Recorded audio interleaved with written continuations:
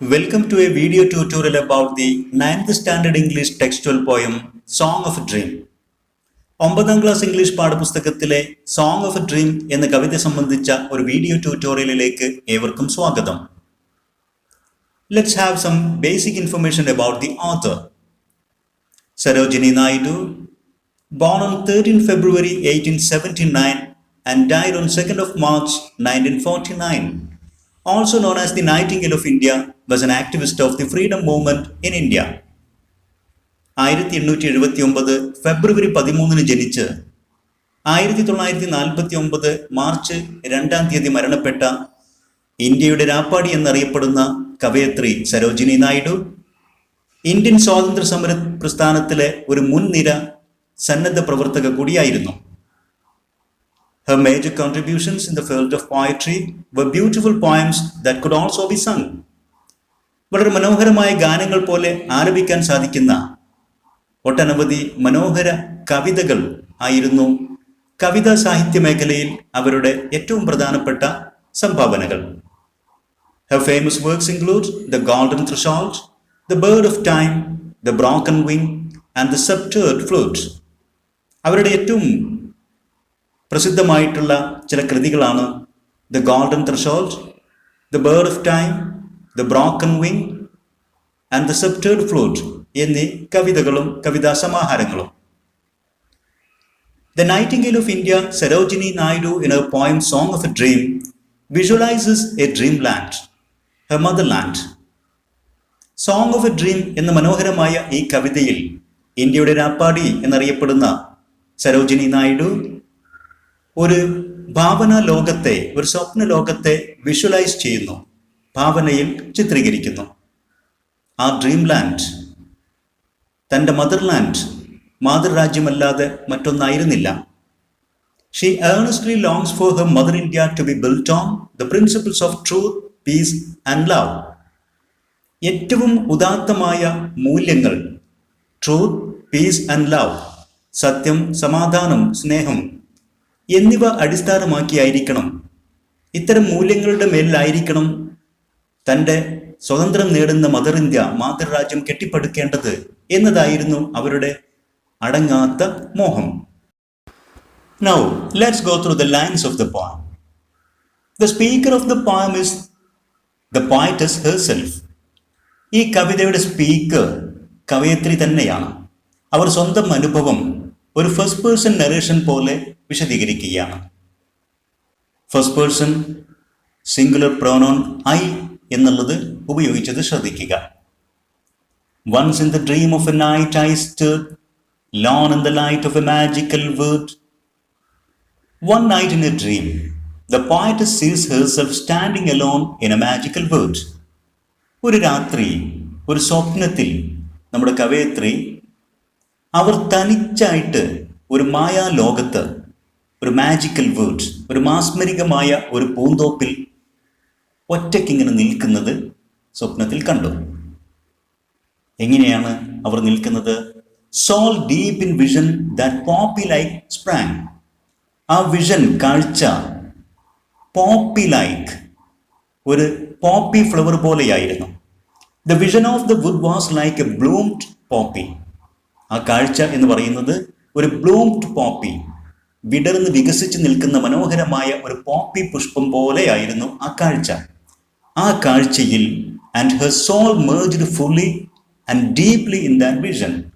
Soul deep എന്ന കവിതാ വരിയിൽ പറഞ്ഞത് അവരുടെ ആത്മാവ് അതിലേക്ക് മുങ്ങിക്കുളിച്ച പോലെ, അവരുടെ ആത്മാവ് ആ കാഴ്ചയുമായിട്ട് മേർജ്, അങ്ങ് അലിഞ്ഞു ചേർന്ന പോലെ ഒരവസ്ഥയിലായിരുന്നു അവർ ആ സ്വപ്ന ലോകത്ത് കണ്ടത്. പോപ്പി എന്ന് പറഞ്ഞാൽ ഇറ്റ്സ് എ ഫ്ലവർ. ഇവിടെ ഈ ചിത്രത്തിൽ കാണിച്ചിരിക്കുന്നത് പോലുള്ള മനോഹരമായ ഒരു പൂവ്. സ്പ്രാങ് എന്നതുകൊണ്ട് അർത്ഥമാക്കുന്നത്, സ്പ്രിങ് എന്നതിൻ്റെ പാസ്റ്റ് ഫോമാണ് സ്പ്രാങ്, വളർന്നു നിൽക്കുന്ന, ഉയർന്നു നിൽക്കുന്ന എന്നൊക്കെ അർത്ഥം. ഇവിടെ ബ്ലൂംഡ്, വിടർന്ന് വികസിച്ച് നിൽക്കുന്ന poppy flower. And spirits of truth were the birds that sang. She heard the songs of birds that were spirits of truth. ആ മായാലോകത്ത് കവയത്രി പക്ഷികളുടെ മനോഹരമായ ഗാനങ്ങൾ കേട്ടു. ആ പക്ഷികൾ ശരിക്കും അവർ പറയുന്നത് സ്പിരിറ്റ്സ് ഓഫ് ട്രൂത്ത്, സത്യത്തിൻ്റെ സോൾസ്, ആത്മാക്കളായിരുന്നു. സത്യത്തിൻ്റെ ആത്മാക്കളായ പക്ഷികളുടെ മനോഹരമായ ഗാനം എനിക്ക് ആ ലോകത്ത് കേൾക്കാൻ കഴിഞ്ഞു. And spirits of love were the stars that glowed. She saw glowing stars that were spirits of love. ആ മായാലോകത്ത്, ആ മാജിക്കൽ വേർഡ്സ്, അവിടെ നിന്നുകൊണ്ട് അവർക്ക് വെട്ടിത്തിളങ്ങുന്ന നക്ഷത്രങ്ങളെ കാണാൻ സാധിച്ചു. ആ നക്ഷത്രങ്ങൾ സ്പിരിറ്റ്സ് ഓഫ് ലവ്, സ്നേഹത്തിൻ്റെ സോൾസ്, ആത്മാക്കളായിരുന്നു. And spirits of peace were the streams that flowed. She sensed the flowing streams that were spirits of peace. ആ മായാലോകത്ത് ഒഴുകിക്കൊണ്ടിരിക്കുന്ന മനോഹരമായ കൊച്ചു അരുവികൾ അവർക്ക് അനുഭവപ്പെട്ടു, കാണാൻ സാധിച്ചു. അവ സ്പിരിറ്റ്സ് ഓഫ് പീസ്, സമാധാനത്തിൻ്റെ ആത്മാക്കളായിരുന്നു. In that magical world, in the land of sleep. ഇതെല്ലാം ഞാൻ കണ്ടത് ആ മാജിക്കൽ വേൾഡ്, മാസ്മരികമായ ആ പൂന്തോപ്പിലായിരുന്നു. In the land of sleep, ഉറക്കിൻ്റെ ലോകത്ത്, മീൻസ് ഇൻ ഡ്രീംസ്, സ്വപ്നത്തിലായിരുന്നു ഞാനിതെല്ലാം കണ്ടത്. ഇനി ശ്രദ്ധിക്കേണ്ടുള്ള വേർഡ് മീനിങ് ഇവിടെ ഗ്ലോഡ് എന്ന് പറഞ്ഞാൽ ഷോൺ ബ്രൈറ്റ്ലി, വളരെ വെട്ടിത്തിളങ്ങി എന്നൊക്കെ അർത്ഥം. ഈ കവിതയുടെ പ്രത്യേകത, ഇതിന് 2 സ്റ്റാൻസിയാണുള്ളത്. ആദ്യ സ്റ്റാൻസിയാണ് നാം ഇപ്പോൾ ഇവിടെ വിശദീകരിച്ചത്. There are 7 lines in the first stanza. ഈ ആദ്യ സ്റ്റാൻസിൽ നമുക്ക് 7 വരികളുണ്ട്. ഇതിൻ്റെ റൈം പാറ്റേൺ, റൈം സ്കീം ശ്രദ്ധിക്കുക. stood, would, sprang, sang, glowed, flowed. അതായത് A, B, C എന്നിങ്ങനെ റൈം സ്കീം വന്നിരിക്കുന്നു ആദ്യത്തെ 6 വരികൾക്ക്. അവസാനത്തെ 7ാമത്തെ വരി മാത്രമാണ് ഒറ്റപ്പെട്ട് വ്യത്യസ്തമായൊരു സൗണ്ടിലുള്ളത്, സ്ലീപ്പ് എന്നുള്ളത്. അതുകൊണ്ട് നമുക്കതിന് D എന്നും കൊടുക്കാം. പിന്നെ മറ്റൊരു പ്രത്യേകത, ഇതിലെ 3 വരികൾ ആൻഡ് എന്നിങ്ങനെ ഒരേ പദങ്ങൾ കൊണ്ട് തുടങ്ങിയിരിക്കുന്നു. ഇങ്ങനെ കവിതാ വരികൾ ഒരേ പദങ്ങൾ കൊണ്ട് അല്ലെങ്കിൽ ഫ്രേസുകൾ കൊണ്ട് തുടരെ ആവർത്തിച്ച് തുടങ്ങുന്ന തുടക്കത്തിൽ വേണം, ഇൻ ദ ബിഗിനിങ്. ഇതിനാണ് അനഫോറ എന്ന് പറയുന്നത്. അപ്പോൾ അനഫോറ എന്ന പോയറ്റിക് ഡിവൈസിൻ്റെ ഒരു എക്സാമ്പിളും ഇവിടെ നമുക്ക് കാണാൻ സാധിക്കും. Now let's go through the second stanza. Here also there are 7 lines with the same rhyme scheme pattern. നേരത്തെ 1ാം സ്റ്റാൻസ കണ്ടതുപോലെ ഇവിടെയും 7 വരികളുണ്ട്, സെയിം റൈം സ്കീം പാറ്റേണും ഉണ്ട്. Lone in the light of that magical glow, I felt the stars of the spirit of love gather and gleam round my delicate youth. ഈ 3 വരികളിൽ കവയിത്രി പറയുന്നത്, when the poetess was alone in the magical garden, ആ മായ ഗാർഡനിൽ, magical ഗ്രോവിൽ കവയിത്രി തനിച്ചിങ്ങനെ നിൽക്കുമ്പോൾ, she felt like her youthful self was surrounded by the gleaming stars that were the spirit of love. സ്നേഹത്തിൻ്റെ ആത്മാവായ spirit of love എന്ന് വിശേഷിപ്പിക്കപ്പെട്ട ആ നക്ഷത്രങ്ങൾ ഇവരുടെ youthful self, അവർ അന്ന് വളരെ ചെറുപ്പമാണ്, സ്വാതന്ത്ര്യത്തിന് വേണ്ടി ആഗ്രഹിച്ചു കൊണ്ടിരിക്കുന്ന, ഇന്ത്യൻ സ്വാതന്ത്ര്യ പ്രസ്ഥാനത്തിൻ്റെ ഒരു മുന്നണി പോരാളിയായിട്ട്, ഒരു ആക്ടിവിസ്റ്റായിട്ട് നിൽക്കുന്ന കാലഘട്ടത്തിൽ അവരുടെ യുവത്വ കാലഘട്ടത്തെക്കുറിച്ചാണ് പറയുന്നത്. തൻ്റെ ആ യൂത്ത്ഫുൾ സെൽഫ്, മനസ്സും ശരീരവും വളരെ യങ്ങാണ്. അങ്ങനെയുള്ള എനിക്ക് ചുറ്റും ഈ സ്നേഹത്തിൻ്റെ സ്പിരിറ്റായിട്ടുള്ള നക്ഷത്രങ്ങളെ ഇങ്ങനെ ഗ്യാദർ ചെയ്യുന്നത്, എനിക്ക് ചുറ്റും സറൗണ്ട് ചെയ്തിരിക്കുന്നത്, എന്നെ ചുറ്റിപ്പറ്റി നിൽക്കുന്നത് എനിക്ക് അനുഭവപ്പെട്ടു. And I heard the songs of the spirit of truth.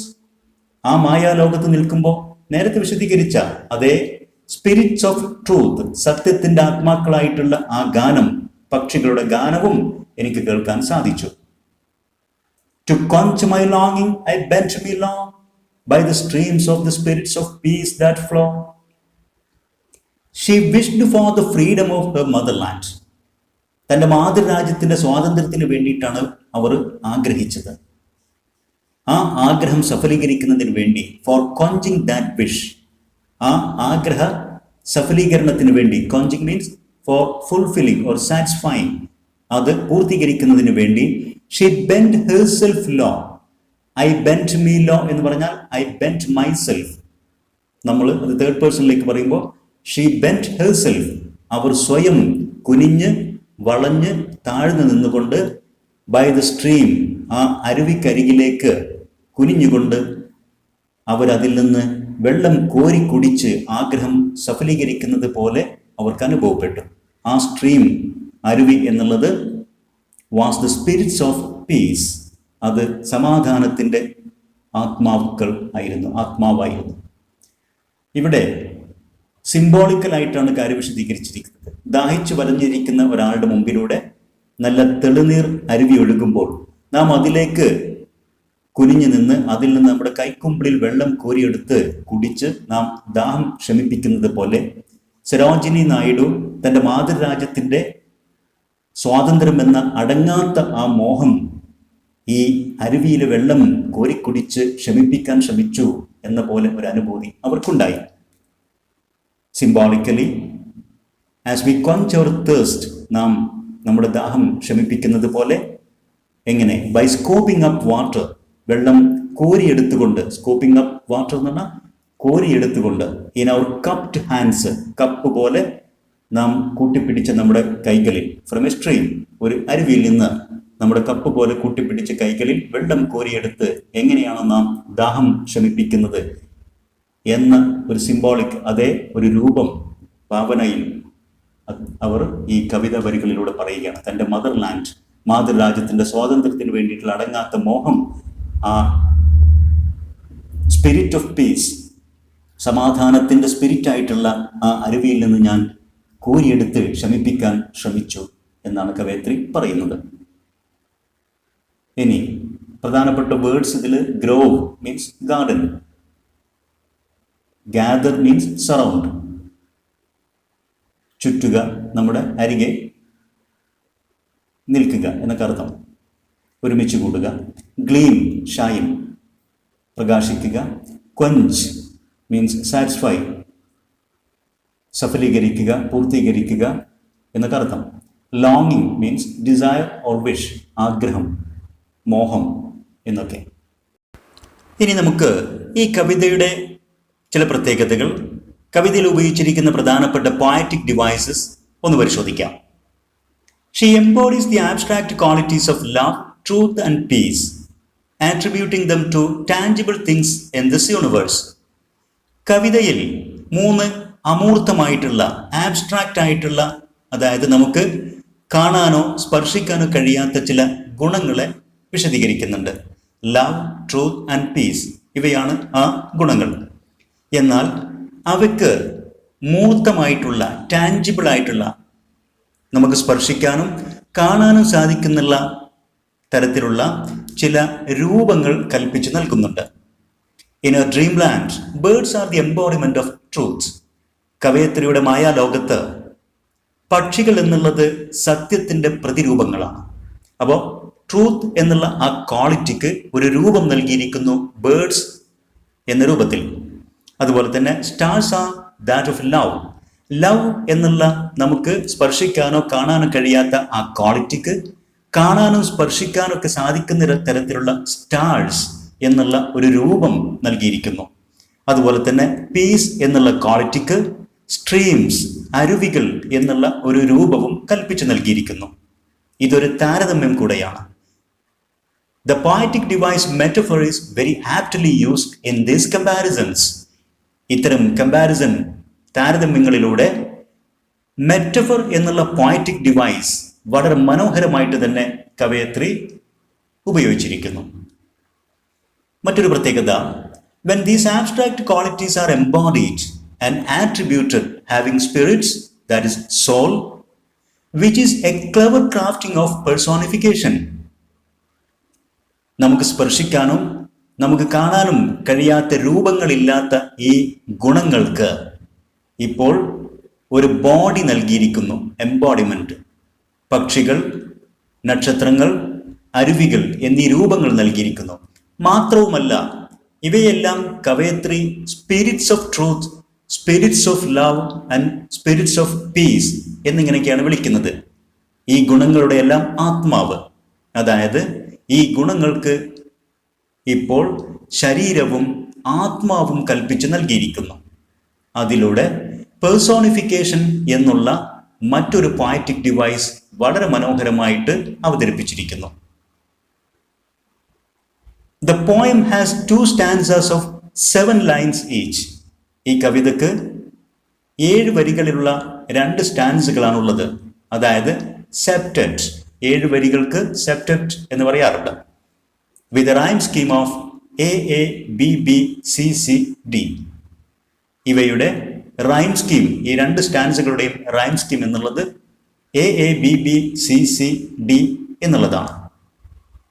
ഇനി the term magical word itself creates an inexplicable visual image for the readers.